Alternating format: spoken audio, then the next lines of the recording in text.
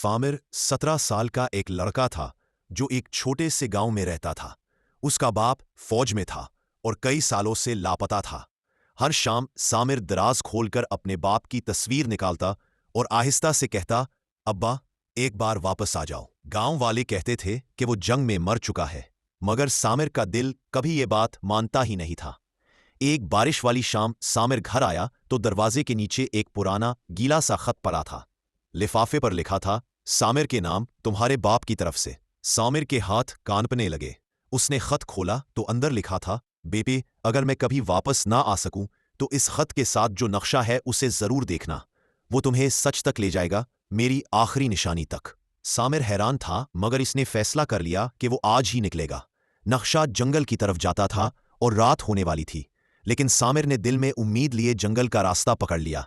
अंधेरा था, ठंडी हवा चल रही थी, दरख्तों की आवाजें डरा रही थी, मगर सामिर के दिल में सिर्फ एक सोच थी, शायद अब्बा जिंदा हो। कुछ दूर जाने के बाद एक दरख्त पर उसे एक निशान दिखाई दिया, वही निशान जो उसके बाप ने उसे बचपन में बनाना सिखाया था।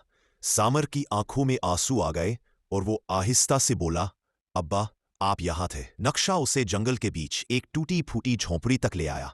उसने दरवाजा धकेला तो अंदर एक लकड़ी का डब्बा रखा था। सामिर ने उसे खोला तो अंदर बाप की फौजी वर्दी, एक टूटी हुई घड़ी और एक डायरी थी। डायरी के पहले सफ़े पर लिखा था, अगर यह डायरी मेरे बेटे तक पहुंच गई है तो समझना कि मैं जिंदा हूं, मगर घर कभी वापस नहीं आ सकता। सामिर ने कांपते हाथों से अगला सफ़ा पढ़ा। उसके बाप ने लिखा था, बेटे, मैंने दुश्मनों की बहुत खतरनाक खुफिया फाइल पकड़ ली थी। अगर वो जान जाएं कि मैं जिंदा हूं तो वो तुम सबको नुकसान पहुंचाएंगे, इसीलिए मैंने खुद को दुनिया से गायब कर लिया है। मैं जिंदा हूं लेकिन दूर हूं। सामिर, तुम मेरी हिम्मत हो। अगर कभी दिल बहुत उदास हो तो इस जगह आ जाना। मेरा प्यार हमेशा तुम्हारे साथ है। सामिर की आंखों से आंसू बहने लगे।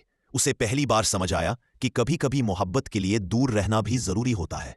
वो बाहर निकला तो हवा में एक मानूस सी खुशबू थी, जैसे उसके अब्बा करीब ही हों। उसने आसमान की तरफ देखा और कहा, अब्बा, मैं आपकी कुर्बानी कभी नहीं भूलूंगा। मैं आपका नाम रोशन करूंगा। वापस गांव पहुंचकर लोगों ने पूछा, क्या मिला?